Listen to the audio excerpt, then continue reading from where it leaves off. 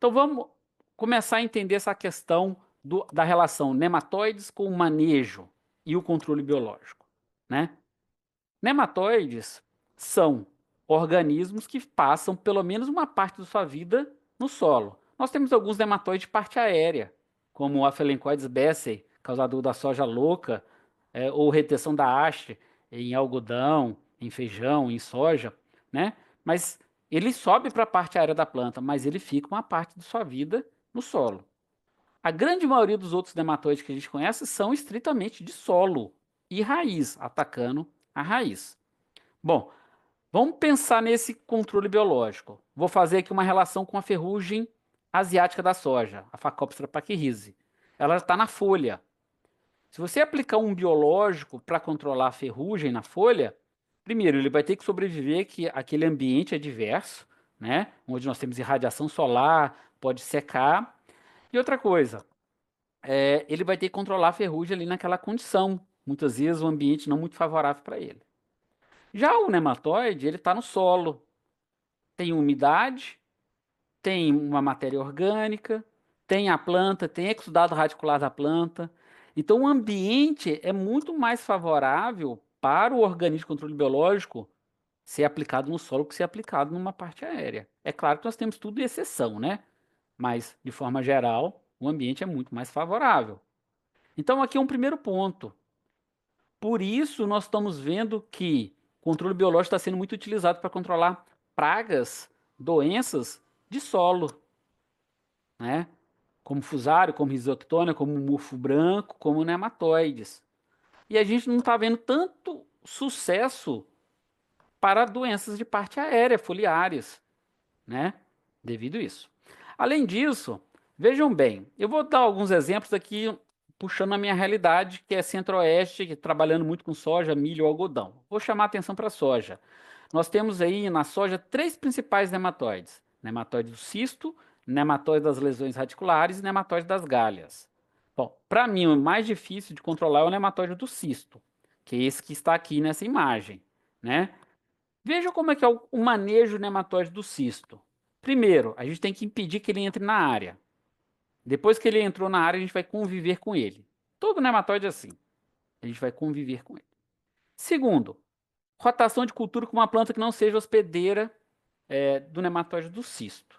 Mas aí tem um problema. O que vocês estão vendo nessa imagem aqui é um cisto. O que é o cisto? É a fêmea que morreu e ela reteve no seu interior os ovos. Isso vira uma estrutura de sobrevivência de uma safra para outra.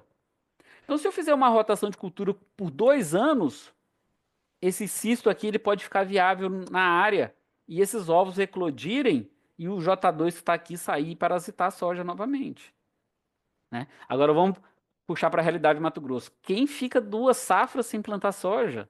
Aqui todo mundo planta soja, a primeira safra, e segunda safra, o que nós chamamos de safrinha, uma outra cultura, né? A grande maioria dos produtores. Bom, então já é um problema. Manejo do solo. Tem que tomar cuidado com a aplicação de calcário.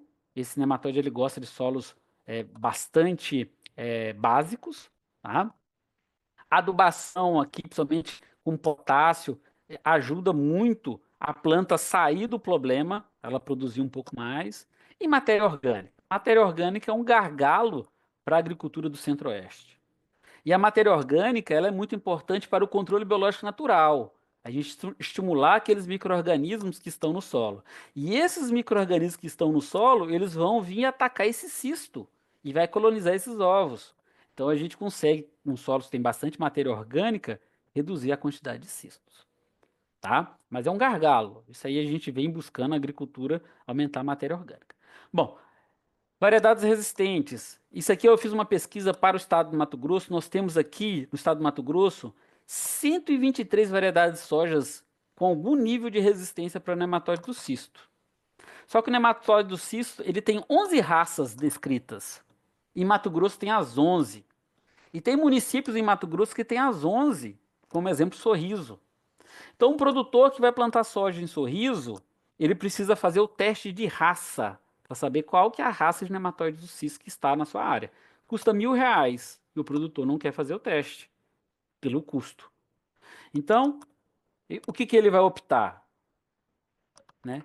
Aí ele vai optar por utilizar talvez uma variedade multirraças, mas muitas das vezes é tentativa e erro. Ele vai tentar e não vai conseguir achar a variedade que tem a resistência para a raça lá da população dele. E aí, pessoal, o que, que a gente tem observado? O que, que é mais fácil para o produtor? Tudo que eu falei aqui, a grande maioria dos produtores, eu não estou falando que não é importante, isso aqui é muito importante, é o manejo integrado de nematóides. Mas eu estou falando com a percepção do produtor. O que, que o produtor vai falar? Ah, isso aqui tudo é muito difícil, né? O que, que é muito fácil para mim é colocar produto na semente, no suco de plantio, né? Então, com destaque de que nematicidas biológicos, microbiológicos, bionematicidas, nós temos 30 produtos registrados para heterolaglicínios. E quando a gente pensa em nematicida químico na soja, eu tenho só 6 produtos. Bom, vamos pensar aqui no nematóide das lesões radiculares. Mesma coisa. Muda aqui algumas características do nematóide. Aqui nós temos uma fêmea do nematóide e o ovo, né? Bom, esse nematóide, ele ataca quase todas as plantas que a gente conhece. Planta daninha, gramíneas de forma geral. Ele é polífago, né? Soja, milho, algodão, tudo que vocês pensarem, esse nematóide ataca. O que ele não ataca para mim usar em uma rotação de cultura? Crotalárias. Crotalárias. Aí o produtor fala assim: olha, eu não vou plantar crotalária na minha área. Eu não vou deixar de fazer uma segunda safra, uma safrinha para fazer crotalária. Na verdade, ele vai fazer quando a situação fica feia, né? Quando a população está muito alta, ele faz. Então, observe, nós já temos alguns problemas. Segundo, não existe variedade de soja, milho, algodão resistente a esse nematóide. Não existe. A nível de Brasil. Tá? Terceiro, manejo de solo pensando ajudar a planta a desenvolver mais. Esse nematóide é diferente um pouco do nematóide do cisto. Ele gosta de solos onde o pH está muito ácido. Então, se você corrigir bem o solo ali, elevar aquela saturação de bases para cima de 50%, nós conseguimos sair do problema do nematóide. Tá? Adubação aqui é importante, matéria orgânica aqui é importante. E aí, o que, que o produtor vai. Isso aqui até é fácil o produtor fazer. Aqui já é um pouco mais difícil, ele já tem um pouco mais de dificuldade. Ele vai partir para o produto. E aí nós temos 64 produtos bionematicidas registrados no Ministério da Agricultura, quanto 19 produtos químicos, nematicidas químicos, registrados para esse nematóide, pensando em soja, tá? Pensando em soja. Bom, e o terceiro nematóide, que é o nematóide das galhas, que é muito importante para fruteiras e hortaliças, né? Bom, nós temos aqui uma fêmea do nematóide dentro da raiz. O que, que nós podemos observar? Como que vai ser o manejo desse nematóide? Rotação de cultura.